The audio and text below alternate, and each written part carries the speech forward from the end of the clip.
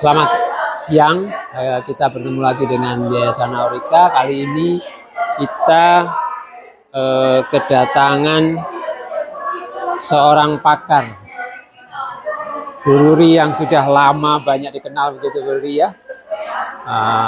Kita sedang belajar bersama beliau. Oke, kita cuma dapat waktu 10 menit paling lama ini untuk kita ngobrol sebentar di sela-sela kesibukan yang sibuk sekali ini juga. Oke, baik Bu Ruri.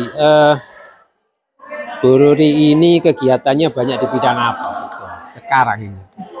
Oke, sebetulnya awalnya nih ya Pak ya, saya tuh kan kerjanya bukan di bidang inilah, tapi kebetulan kemudian anak saya terdiagnosa autis gitu ya. Akhirnya ya mau nggak mau nih, sama seperti orang tua yang lain gitu kan, pengennya gimana caranya anak ini berkembang optimal gitu. Kebetulan ada yang mengenalkan dengan terapi ABA gitu ya. ABA yaitu Applied Behavior Analysis gitu, yang akhirnya saya mengambil kuliah lagi tuh Pak, sekolah lagi. Jadi saya memang S2 saya ABA.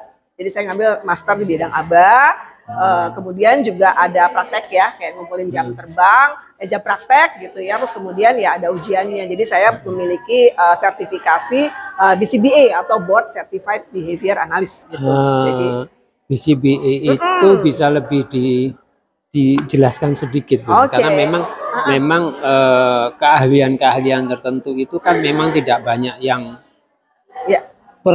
paham, tetapi itu diperlukan kan begitu. Iya, kira-kira kan begitu. Iya. Kira-kira gimana? Iya, betul. Sebetulnya kan kalau di Indonesia sendiri memang di BCBA mungkin belum terlalu dikenal ya Pak ya. Tapi ada beberapa BCBA dengan saya dan rekan-rekan gitu yang memang ingin mengembangkan profesi ini. Nah, ini tuh ilmunya untuk apa sih gitu. Sebetulnya BCBA itu adalah ilmu umum aja. Jadi kayak sebetulnya tuh dia awalnya dibawa psikologi ya. Jadi kayak ilmu behavior, perilaku ya, ilmu perilaku yang akhirnya dibawa dalam untuk penanganan ABK. Tapi sebetulnya nggak nanganin ABK juga, jadi juga ada yang untuk penanganan perilaku anak-anak yang lain, anak tipikal lah ya, anak normal kan ada yang punya masalah perilaku gitu ya. Terus kemudian ada juga yang untuk manajemen, kita sebut OBM, Organizational Behavior Management gitu. Jadi intinya banyak sih yang berada di payung ABA itu, tetapi ya tentu khususnya yang saya pelajari karena tujuannya untuk anak saya, jadi lebih kepada penanganan perilaku atau gimana ngajarin. Jadi sebetulnya semua kemampuan, jadi kemampuan yang ingin kita ajarin, entah itu kan perilaku. Jadi kayak misalnya mau bicara gitu ya, terus kemudian bermain itu juga perilaku. Terus kemudian kemandirian, gimana caranya supaya dia bisa mandiri, mandi sendiri, toilet training dan sebagainya. Akademik itu juga perilaku kan, gimana mereka bisa memiliki perilaku yang baik terhadap belajar, seneng gitu loh belajar. Jadi disitulah ya yang kita lihat gimana caranya mengajarkan hal-hal ini terhadap anak-anak yang membutuhkan gitu. Tidak terbatas ke apa ada ABK gitu ya. Berarti sebetulnya kalau tadi sempat disinggung bahwa itu sekolah kembali, itu mungkin master degree atau S2 begitu ya. Itu kan terbuka untuk disiplin yang lain juga atau memang harus ada prasyarat yang tertentu? Untuk saat ini kebetulan memang kan di Indonesia belum ada ya. Jadi kalau memang masih di luar itu syaratnya kalau yang memang ada pendidikan punya master di bidang psikologi dan pendidikan bisa melanjutkan seperti kalau dibilang kursus sih enggak juga ya, karena setahun ya. Jadi kayak ada pendidikan yang selama setahun lebih, termasuk juga harus kumpulin praktek sama seperti saya ngumpulin jam praktek tuh 1.500 jam. Waktu saya masih tinggal di Dubai. Kebetulan posisi saya memang waktu itu tinggal di luar ikut suami. Nah, kalau untuk yang backgroundnya kayak saya bukan bidang pendidikan atau psikologi, saya mengambilnya S2 ABA, jadi memang ber-S2 ABA, itu S2 Applied Behavior Analysis. Nah kalau di Indonesia sendiri sebetulnya saya dan rekan-rekan ya itu di bawah bimbingan Profesor Hadiono ahli autis Indonesia, itu sedang bekerja sama dengan LPTUI, Lembaga Psikologi Terapan Universitas Indonesia, yang ingin mengembangkan profesi ini. Tapi memang pesertanya itu masih harus S2 dulu gitu. S2 di bidang psikologi atau pendidikan, atau mungkin kalau yang OBM, yang Behavior Management, ya yang bidangnya manajemen. Nanti akan kita, saat ini angkatan pertama sedang jalan, itu sekitar setahunan lebih lah ya prosesnya. Ini sekarang juga termasuk praktek ya, jadi cuma teori, cuma praktek. Karena ini kan benar-benar sertifikasi untuk kerja, untuk profesional ya. Nah sesudah itu ini angkatan sebentar lagi mau selesai angkatan pertama, ya barangkali ada yang tertarik, ada angkatan kedua juga akan ada. Baik, kalau itu kita balik sedikit yang tadi mengenai apa. Ya. Kalau applied behavior analysis itu sebetulnya apakah memang ya gambarannya itu seperti yang ada di Indonesia sekarang yang banyak dikenal orang-orang itu, atau memang ada perjalanan perubahan-perubahan atau bagaimana? Mulai dari dulu sekitar 80-an kan itu ya, sampai dengan sekarang gimana itu? Sultur sih nggak gitu-gitu amat, tidak gitu-gitu banget ya. ABA yang saya pelajari itu tidak ada sama sekali yang mungkin dalam bayangan orang yang selama ini dikenal oleh Bapak Ibu gitu ya, yang kayaknya keras kerja gitu ya, keras, kayak robot segala macam, enggak sama sekali gitu ya. Bahkan yang pertama kali membawa ABA ke dunia ABK itu kan Lovas ya.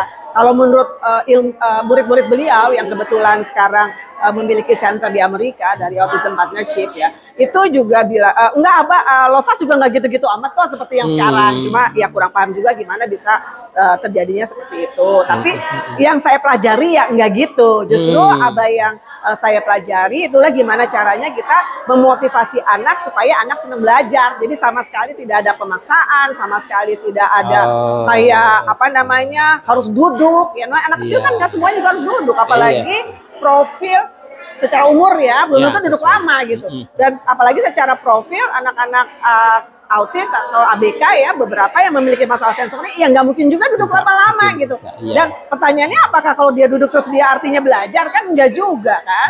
Nah jadi kita mencari motivasi mereka, mengembangkan motivasi mereka, gimana caranya supaya mereka mau belajar dengan senang hati. Karena gimana pun proses belajar ABK itu kan sebuah jalan yang panjang gitu ya. Jadi kalau apa ya, behavior mereka terhadap belajar adalah udah seneng, tentu hasilnya lebih optimal gitu.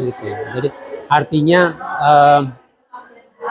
sekarang itu memang banyak research begitu ya. Artinya bahwa ya tetap saja kita harus belajar hal-hal yang baru-baru, artinya begitu. Ya.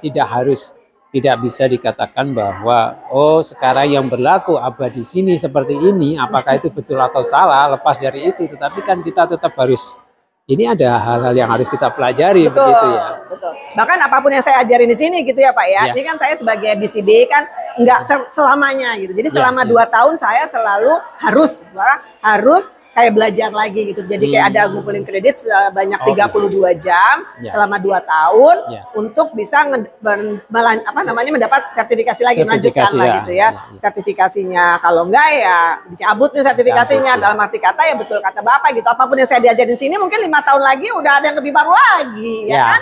Harus up to date dong. Lovas juga penemuannya tahun 87 ya kan. Sekarang 2023 udah bulan Juni lagi. Berarti artinya